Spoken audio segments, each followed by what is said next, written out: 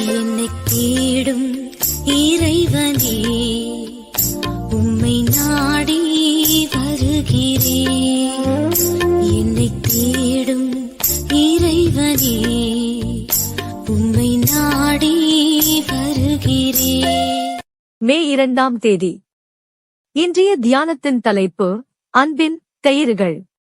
வாசிக்க வேண்டிய திருமறைப் பகுதி ஓசியா 11ஆம் அதிகாரம். மனுஷரைக் கட்டி இழுக்கிற அன்பின் கயிறுகளால் நான் அவர்களை இழுத்தேன்.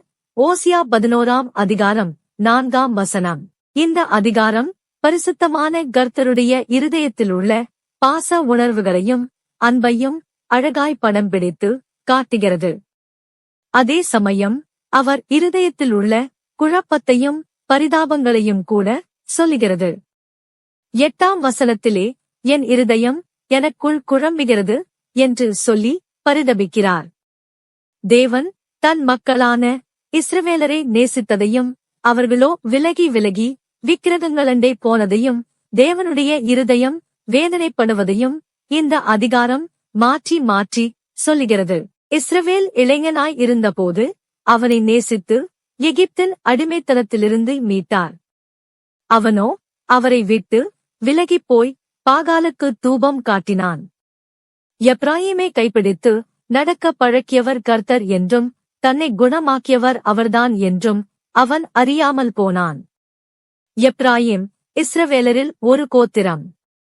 இஸ்ரவேலரையே சில சமயம் எப்ராயீம் என்றும் சொல்வதுண்டு. அன்பின் கயிறுகளால் இழுத்தேன். வசனம் 4. அன்று இஸ்ரவேலர் வனாந்தரத்தில் தாகத்தால் வாடியபோது கன்மலையினின்று தண்ணீர் கொடுத்தாரே, அது ஓர் அன்பின் கயிறு. இன்று நாம் நோயுறும்போது அற்புத சுகம் அளிக்கிறாரே, அது ஓர் அன்பின் கயிறு. நுகத்தடியை எடுத்து போடுகிறவர். நுகத்தடி என்பது பாடுகளை குறிக்கும். பாவம் என்னும் நுகத்தடியையும் நம்மீது இருந்து தேவன் எடுத்து போடுகிறார். சில சமயம் குடும்பக் கவலை நமக்கு நுகத்தடி ஆகிவிடுகிறது. அதை எடுத்து போடுபவரும் அவரே. எப்படி கைவிடுவேன்? வசனங்கள் 8 மற்றும் 9.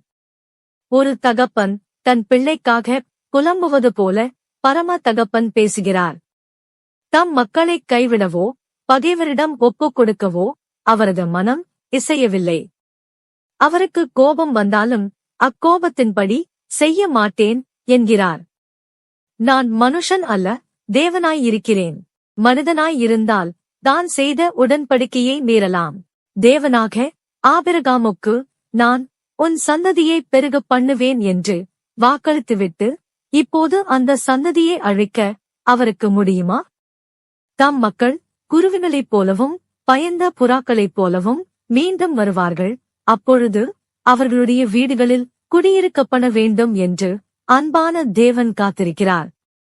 நமக்காகவும் காத்திருக்கிறார். தன் குமாரன் கெட்டவன் ஆனாலும் அவனுக்காக ஒரு நல்ல தகப்பன் காத்துக் கொண்டே இருக்கிறார்.